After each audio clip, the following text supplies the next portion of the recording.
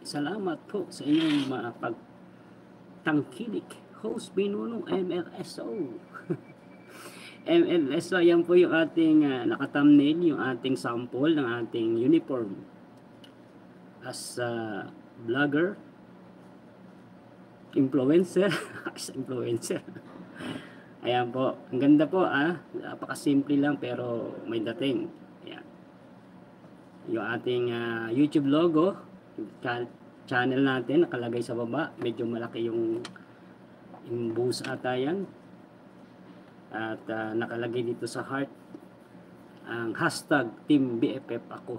Yan. Tapos sa likod yung Team BFF paangat. Yan. So maganda po ang ating So ready na rin po si Rider Bong. Kinokontak niya na po yung kanyang contact. Nagkausap po kami kahapon.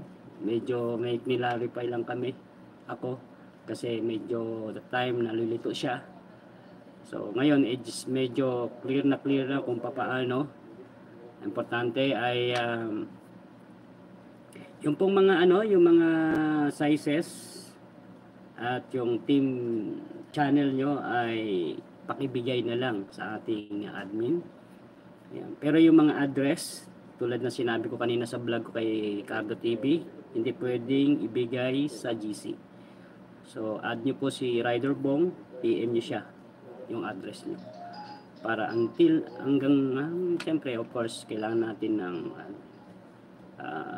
privacy pa rin sa mga address natin, safe pa rin tayo doon. So may trust naman tayo kay Rider Bong na hindi naman niya pagsisigawan yung mga address natin.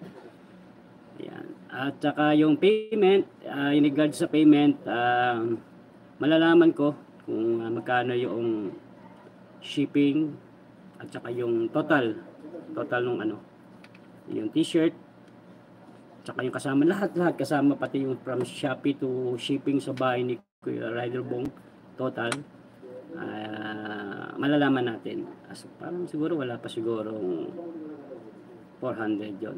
Mura-mura lang, napaka-mura at may souvenir tayo, di ba? At saka yung pagdating kay Rider Bong, tulad ng sabi ko kanina, baka yung iba wala pa, from Shopee to Rider Bong House.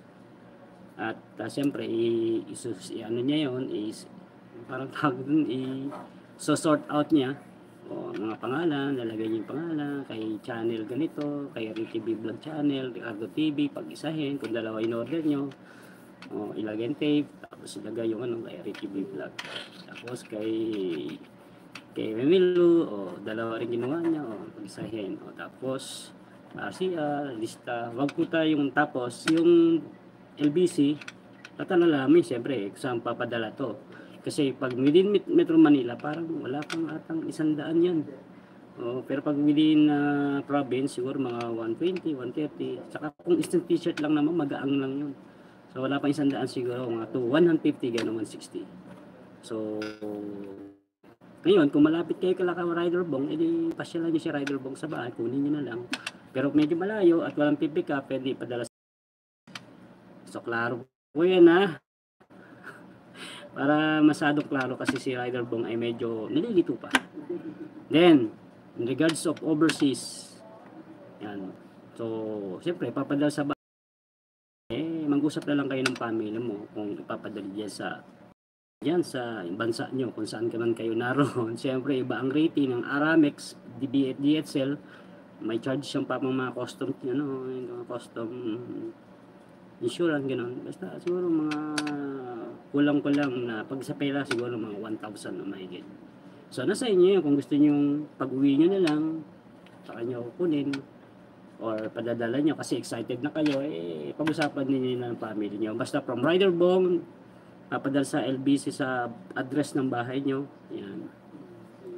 Kung meron alam nyo guys, LBC, pag walang address nyo, walang number, sasabihin nyo doon pick up. So pipick upin nyo sa pinakamalapit na branch ng LBC. Example, ang probinsya mo sa Mindanao, hindi dinadala yung doon. Pick up lang, pipick upin yun. Pick up lang. Pick up. Pero kailangan may kukuha kasi within lang yun sambal na ata yun, tapos babalik yun sa Manila. Doon nyo kukunin.